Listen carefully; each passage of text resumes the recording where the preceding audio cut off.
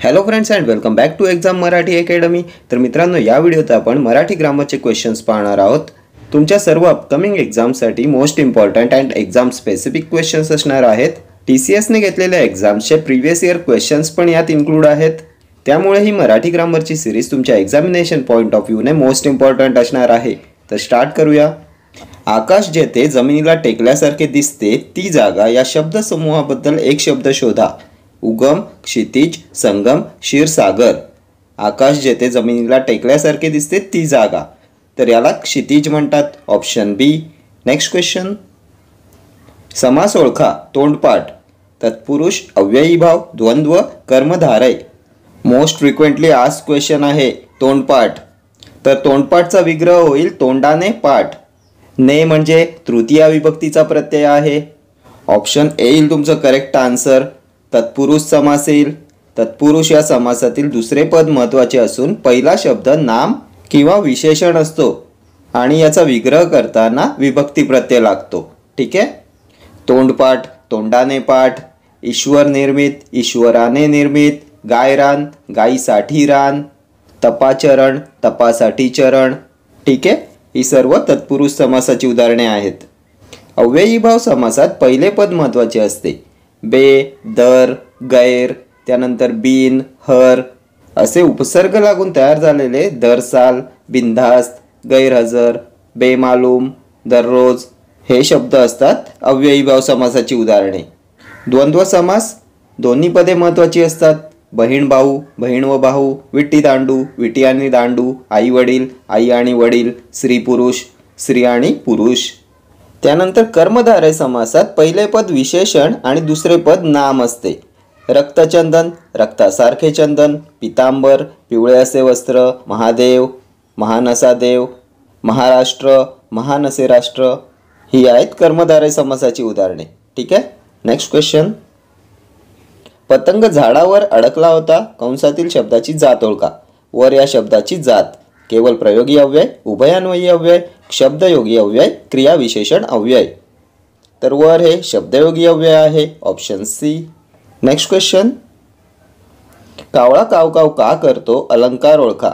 यमक, श्लेष, अनुप्रास, अतिशयोक्ती। कावळा कावकाव का करतो, तर एकाच अक्षराची पुनरावृत्ती झालेली असते तेव्हा कोणता अलंकार होतो?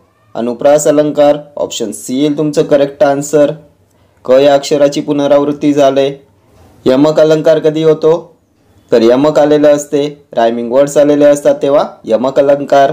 मना सज्जना भक्ती पंथेची जावे, तरी श्रीहरी पाविजे तो स्वभावे। जावे, स्वभावे, यमक अलंकार। श्लेष अलंकार, एकच शब्द दोन अर्थांनी वापरलेला असतो तेव्हा श्लेष अलंकार असतो। हे मेघा तू सर्वांना जीवन देतोस। जीवन शब्द दोन अर्थांनी वापरलाय। जीवन म्हणजे पाणी आणि जीवन म्हणजे आयुष्य। श्लेष अलंकार। अतिशयोक्ती, एखादी गोष्ट आहे त्यापेक्षा जास्त फुगून सांगितलेली असते। ती रडली समुद्राच्या समुद्र। अतिशयोक्ती अलंकार। नेक्स्ट क्वेश्चन, पाठीचे धिरडे करणे या वाक्यप्रचाराचा योग्य अर्थ सांगा। धिरडी खायला देणे, भरपूर मार देणे, फजिती होणे, आश्रय देणे। पाठीचे धिरडे करणे, तर याचा अर्थ भरपूर मार देणे। Option B. नेक्स्ट क्वेश्चन, विरुद्धार्थी शब्द ओळखा। आगंतुक, अनुरूप, दुर्लक्षित, अवजड, आमंत्रित। तर आगंतुकचा विरुद्धार्थी शब्द येईल आमंत्रित। Option D. नेक्स्ट क्वेश्चन, लेखनदृष्ट्या शुद्ध शब्द कोणता आहे? पारितोषिक शब्द कसा लिहितात? तर पारितोषिक शब्दात र आणि श ला ऱ्हस्व विलांटी असते। कोणत्या ऑप्शनमध्ये आहे? तर ऑप्शन ए मध्ये आहे। ऑप्शन ए येईल तुमचं करेक्ट आन्सर। पारितोषिकमध्ये र ला आणि श ला ऱ्हस्व विलांटी येते। ठीक आहे। नेक्स्ट क्वेश्चन, खाली दिलेल्या पर्यायातून योग्य शब्दलेखन असलेला पर्याय निवडा। रत्नपारखी, हा क्वेश्चन सुद्धा मोस्ट रिपीटेडली आस्क्ड क्वेश्चन आहे। पारितोषिक, रत्नपारखी हे नेहमी विचारले जाणारे शब्द आहेत। कसं लिहितात रत्नपारखी? तर ऑप्शन ए येईल तुमचं करेक्ट आन्सर, रत्नपारखी। ठीक आहे। नेक्स्ट क्वेश्चन, पुढील शब्दाचा समास ओळखा। सहकुटुंब, द्विगु, नत्र तत्पुरुष, द्वंद्व, बहुव्रीही। सहकुटुंब या शब्दाचा समास खूप वेळा रिपीट झालेला क्वेश्चन आहे। तर बहुव्रीही समास येईल सहकुटुंब। ऑप्शन डी येईल तुमचं करेक्ट आन्सर।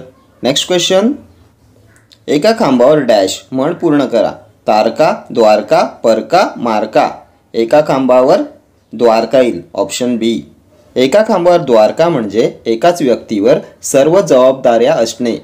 ठीक आहे. Next question. असेल तेथे वाहत सुंदर दुधासारखी नदी हे कोणत्या अलंकाराचे उदाहरण आहे? असेल तेथे वाहत सुंदर दुधासारखी नदी. उपमा, यमक, अनुप्रास, रूपक. तर आपण पाहिलं होतं दोन वस्तूंमधील समानता दाखवलेली असते तेव्हा उपमा अलंकार असतो, ऑप्शन ए येईल तुमचं करेक्ट आन्सर.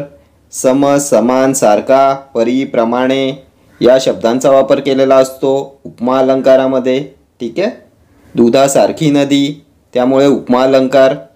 रायमिंग वर्ड्स आलेले असतात, यमक आलेलं असते तेव्हा यमक अलंकार. अनुप्रास अलंकार एकाच अक्षराची पुनरावृत्ती झालेली असते. आत्ताच आपण प्रिव्हियस क्वेश्चन बघितला, कावळा कावकाव का करतो, अनुप्रास अलंकार, क अक्षराची पुनरावृत्ती. रूपक अलंकार तर जेव्हा उपमेय व उपमान यांच्यात भेद नसून दोन्ही एकरूप आहेत असे दर्शवले असते तेव्हा रूपक अलंकार होतो. देह देवाचे मंदिर, आता आत्मा परमेश्वर. उपमेय व उपमान यांच्यात भेद नसून दोन्ही एकरूप आहेत. ठीक आहे.